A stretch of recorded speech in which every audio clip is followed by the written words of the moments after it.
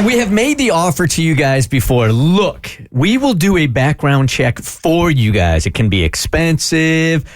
You give us the info, we hire the PI, we do the background check, but you have to agree that we give you the results of the background check on The Bert Show for everybody to hear. So if you're into that, you can hit us up at thebertshow.com, and we got a taker. Hello, Bert Show fam. P1 here. First and foremost, I'd like to say thank you for a wonderful show. I am a new mom who works from home, and you guys are my daily adult interaction. Secondly, I'd like to stay anonymous as I ask you to please do an investigation on my best friend's new boyfriend. Let's call my friend Ashley. Ashley is a wonderful person. She is caring, loving, kind, and has worked really hard to build a life she's proud of.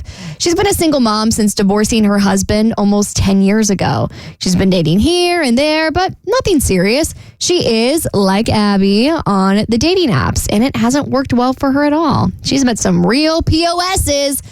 Same.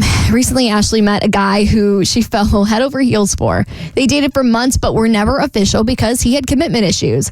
She was borderline in love with this man. Unfortunately, he did not feel the same and never wanted to be exclusive. So for her mental health, she had to break things off. Just 2 short weeks later, she starts dating a guy that I had never heard of. We will call him Zach. Then all of a sudden, they became exclusive out of nowhere. Myself and Ashley's other friends think that she's just rebounding from the first guy. And, well, Bert Show, this new guy smells like bad news to me and all of her friends. What I know so far, he is a father of 5 children and recently got divorced. Or so he tells Ashley. He is not allowed to see any of his children because he has a restraining order against him by his quote-unquote ex-wife. I did meet Zach one time and asked him what he did for a living. He said, I used to own my own store, but my ex sold it. That was it. Didn't say anything else about what he did now.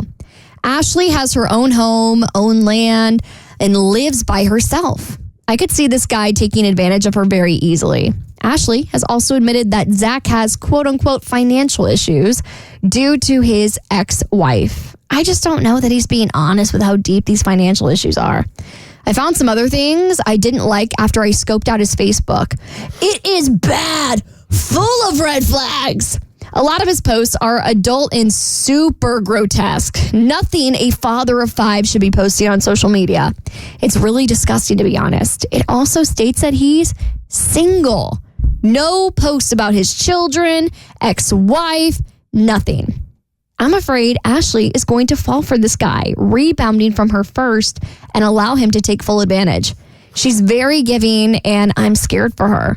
Her friends and I have all talked about submitting this email to ask for your help. I hope it is received well, and I hope that you guys can help with the situation by doing an investigation on him. The problem is, all we have is his Facebook. I could potentially get his number if needed, but that's all I really have. I hope you guys can help. Thank you. Signed, worried friend of someone who's probably dating a murderer. All right, good radio, bad idea. Look, this is a grown-ass woman. I mean, sure, we can do it.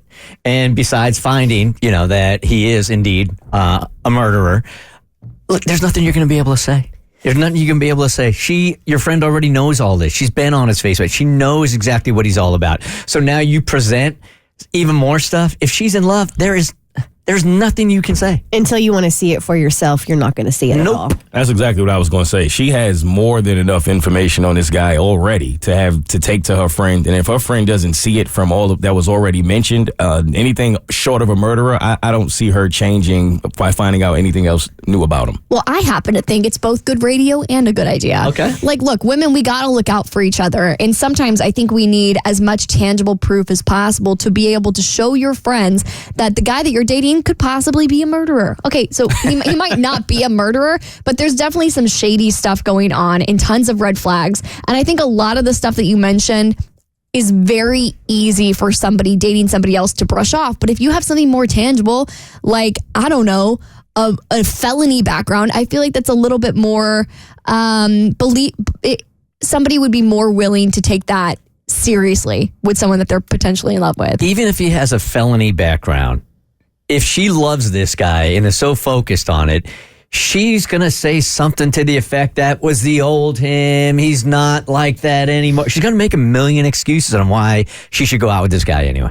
And you got to think about the fact that she said that she has not been excited or met anyone. She's tried so hard. So like Abby, in your situation, you do finally meet that guy, and it does feel like it's the world and it's everything. And your friend tells you, I'm not so sure. Are you really going to listen to her? Well, here's the thing. I would have already done all this research. And if I've gone through his Facebook and I've decided that everything he's posted is fine and dandy, you ain't changing my mind. Right.